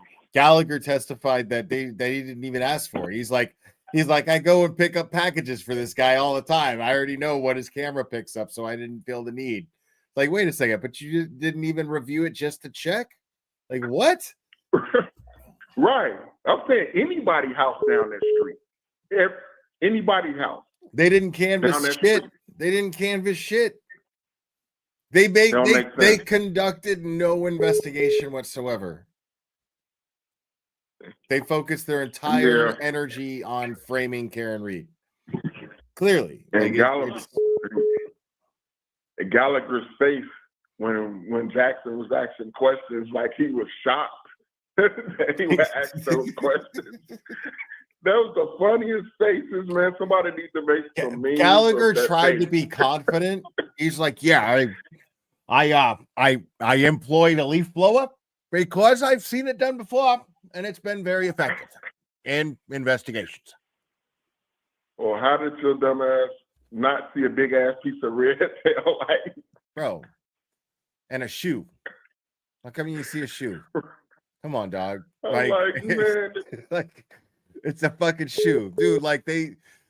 Unless he totally established that there was no more than like an inch of fucking snow. Like, you're gonna tell me you didn't see a fucking shoe laying out there? Stop it. Yeah. He just told the dude to add up all the numbers, and it was like less than an inch or some shit. Not one piece of taillight. Not one piece of taillight, but you found some clear broken glass, right? Okay. Right. When you found like some droplets of blood, right, that you put in a fucking Solo cup, like, and then they put that shit in a Stop and Shop bag, and then they put that shit next to the fucking tire in the Sally port. Why wouldn't you why is it not in a refrigerated unit being preserved at least? Why is it sitting next to the tire in the Sally port? And why are you taking pictures of it? Right. Right. Like, what the fuck? Nobody cropped the picture out and cropped that shit out. Like, the pictures. It's like right now, I got this dude Dolly Vision in my chat right now. Now, the last time I talked to this guy, I was so fucking drunk, I couldn't even fucking get words out. But it's the funniest thing in the world because I looked fucking retarded trying to have this conversation with this guy on his channel because of how fucking drunk I was. And yet it doesn't matter because the facts are so in your face that he looks so stupid sitting in my chat trying to troll it when the obvious shit that we're talking about, it's like, dude, it all speaks for itself. It all speaks for itself. Like everything about this case speaks for itself. Like if you think that Karen Reed is guilty of this crime, you are certifiably a bona fide fucking retard. You have to be. That or that they're just trolling. That's all. Right. Or you're just trolling. Most of them, I think, are just trolling. Because people, I don't know if people can be that dumb. I don't think so, man. I think just most 90% of the people that saying she did it is just trying to get some type of views or, just trolling or having fun, trying to have fun with the shit. Right. Whatever. Because there's more wrong with this investigation than anything that was done right. As a matter of fact, I can't even think of anything off the top of my head that was done right in this investigation. Right. They think their lawyer's not going to go through every single detail. No, Right. We're going to go through every single fucking detail, no matter how long it takes. They think because they're going to answer, I don't remember and I don't know, and you just testified to this shit last trial, grand jury, that they're not going to go through everything you said, and they're going to go through everything you said last time. Right. Like all of that shit's on record. You know what I mean? Everything Bukkake testified to in cross-examination the last fucking 3 days, that he did, like all week, dude, that stuff's on record. That stuff is that stuff is sworn testimony. Like that shit is forever. It's stamped. It's tattooed on his name for the rest of his life. You know what I mean? And I just hope the jury. I pray they're not stupid. I just pray they're not stupid, man. I just pray that. But I think someone said that when I think it was Gallagher or Bukkake was on the stand, that Karen's father was laughing at him while he was on the stand, and that's why that court officer got, because they was laughing that he was laughing with the jurors at Bukkake, and that's why that court officer, that black lady, got in between them. Did you see that video? Did you see that yet? No, I hadn't seen that yet. Sorry, I got distracted by something in the chat. But no, I had not seen that video yet. Yeah, so they said that somebody in the courtroom, I think it was the lady Sue O'Connor or something, she said that Bill Reed and the jurors was laughing at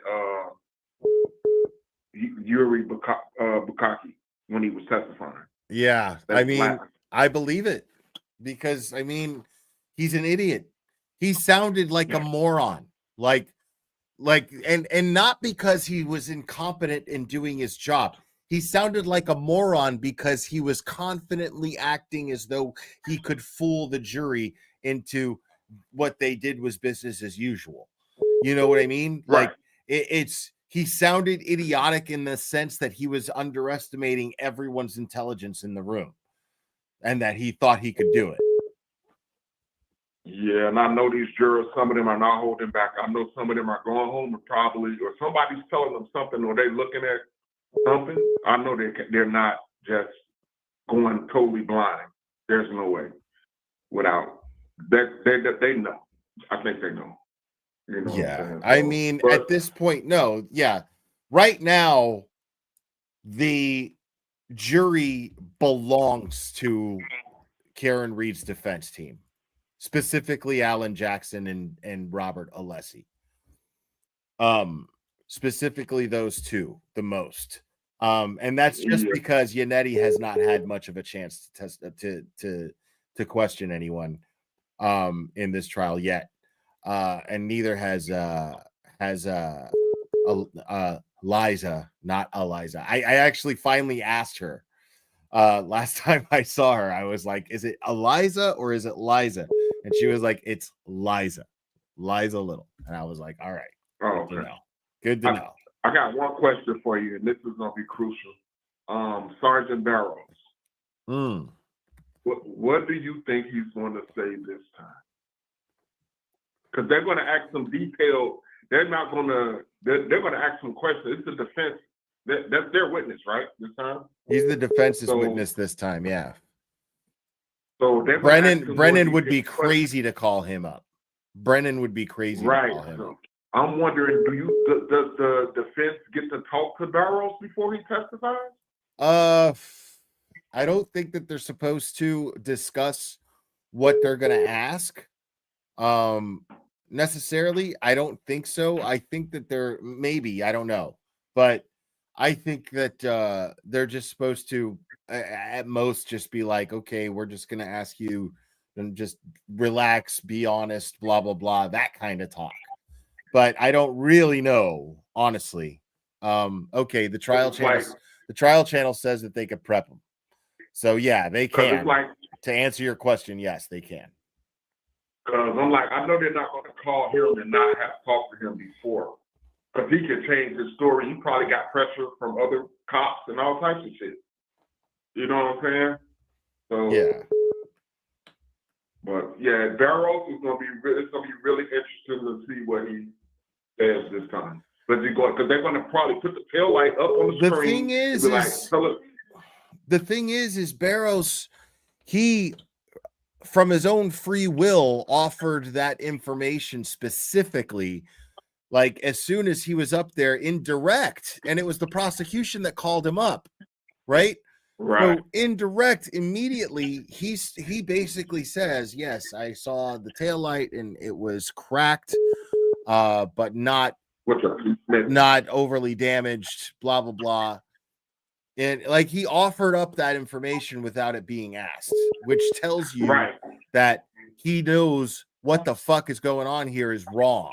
You know, like he was like, that taillight when we towed it was fucking just had a little crack in it.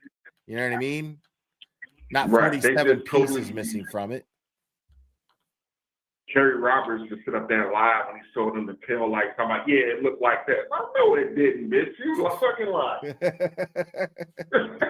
How you sit up there lying? Like that's the thing is, dude, after Jen McCabe sitting up there, it was brilliant because for a while the thing was that she wasn't fooling the jury. I don't think I'm giving the jury, you know, some credit here.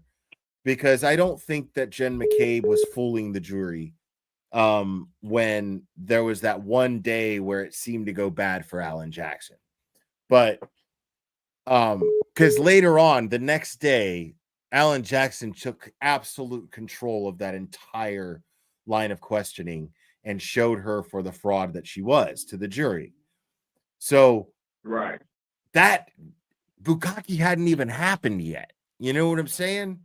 So already the jury is like is at attention. You know what I mean? Yeah, and I was waiting on him to be like, ask her questions like, you see, like when he asked her, like, you apologizing a lot. You weren't doing that, you know what I'm saying? Even she if wasn't, I would still ask all those questions. I thought that Jen McCabe caught Alan Jackson off guard with that bullshit. Because she was clearly prepped by Brennan. Like it is not in her nature to be apologetic at all. You could tell. No. Especially from her last, like this was a stark contrast from her last testimony from the last trial a year ago. This was a stark contrast. Jackson was kind of like stuttering a little bit, and he was like, I'm like, oh shit. You know what I'm saying? In the beginning, when she was changing everything, I'm like, oh shit. But then like the next day or whatever, it was like over with. You know what I'm saying? Yeah. You start reading everything. That next day, man, read everything you say.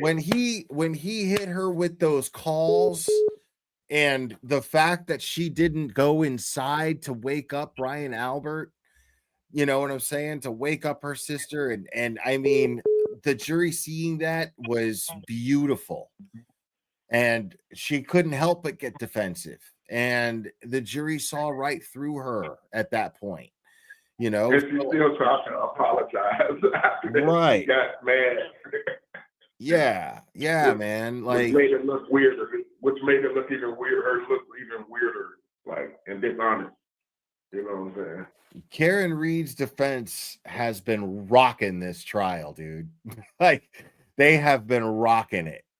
I mean, just shutting everyone down in cross. It's been beautiful. I just got one more thing to say. The whipping dude, you actually put that shit on the screen where the circle, the radius, and then when Alessi got up and was like, okay, pull this up, and if the radius was even bigger, the white circle, he was like, you didn't show this on direct. Why didn't you show this on direct? That the radius is actually bigger. Trying to hide shit from the jury. Yeah. I mean, and Turtle Boy, when this was testifying, I was texting with Aiden, and I was like, dude, I was like, are you gonna go to this spot? And he was like, I already did. And I was like, oh, that's already the spot. Okay. So like he puts it on a map. Like Brennan has Whiffen put this fucking spot on a map where he claims are hills that mistook for stairs. And there's a fucking picture of it, and it's flat. It's absolutely flat. And they marked it on a map. So anybody could see it. You know what I mean? Like, right. John O'Keefe was in the house, and he went up and down some stairs, dude. Like, that is just not disputable at this point. Everything. Right. And the fact is that at the very least, it's called into question. That is reasonable doubt. Right. Yeah. It's just like people should be locked up for doing this shit that they're doing, man. They should be. Prosecutor and everybody. Agreed. You know what I'm saying? So, agreed. but, I think all right, man. Thanks for yeah, it was great talking to you, Dave, man. Thanks for calling. Yeah, no problem. Thanks. All right. I think I'm gonna call it, man. Yeah. Y'all don't mind Dolly, man. Dolly's just mad, dude, because like he decided to be a troll and now he's on the wrong side of things, and now he's just got to stick to exploiting missing children for money instead of actually, you know, getting to make a living from doing something that's actually making a positive difference. So Dolly's just gonna have to live with that. And you know, like there's absolutely no reason to get upset at Dolly when you're winning, you know, like there's no reason to. So guys, I am super, super grateful for you guys. Thank you guys so much. I had a great time. And again, a big shout out to Brit Happens for having that awesome live stream, that fundraiser, raising over $2,700, almost $3,000, man, in 3 hours. That was amazing. Big shout out to Brit Happens for that amazing live.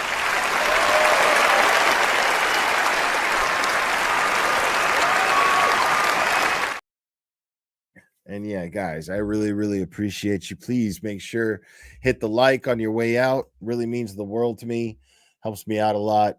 Make sure to subscribe if you're not already. And I know I've gotten a lot of new subscribers in the last few days, man. So I really am grateful to you guys. And I really hope that you enjoy the channel moving forward, man. So guys, you guys are absolutely fantastic. I love you guys very much, and we will do this again very soon, my friends.